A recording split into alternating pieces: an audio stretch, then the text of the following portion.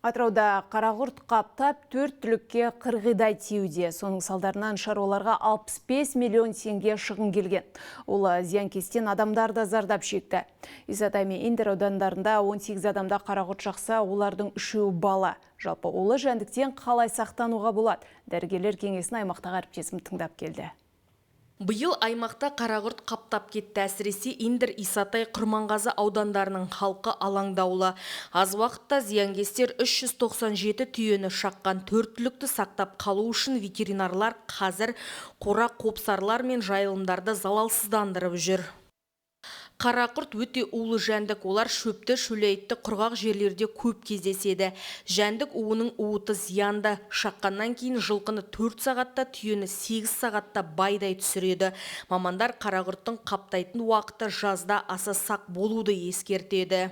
Жалпы қарақұрт шаққан кезде енді ең алғашқы көмек шаққан жерден орыннан жоғары қарай бинт тағамыз байлау керек. Жаңағы шаққан орны жаңа денеге тарап кетпеу керек.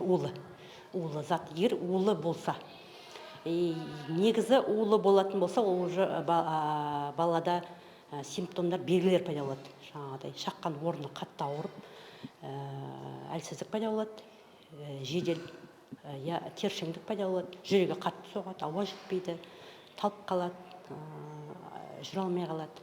Осының симптомдардың бәрін алдын алу керек. Адам өміріне қарақұрт шағатын өте қауіпті. Ал жергілікті билік улы жәндікпен күресті күшейткен. Өрмекшіге ұқсас кішкентай жәндік әсіресе аптап ыстық пен жайылымдық жерлерде көп болады. Ол шаруашылық жануарларын бағып отырған жеке тұрғындарға және шаруа қожалық иелеріне малдарыңызды жіті бақылауда және бағымда ұстауларыңыз сұралады.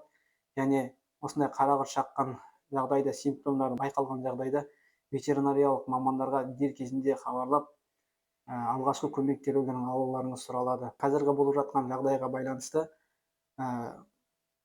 қарақұрттың көбеюі, яғни бір қарақұрт 5 пен 12 жұмыртқа тастаған болса, соның ішінен 1200 және 2000 дана қарақұрт шығып, осы ауылдық жерліктерге тарайтындығын ескертеміз. Қарақұрт адам өміріне де қауіпті, сондықтан дәрігерлер қарақұрт шаққан кезде бірден маман кеңесіне жүгінуге кеңес береді. Жұлдыз Қайратқызы, Нұрбек Шайден, Жібек жолы, Атырау облысынан.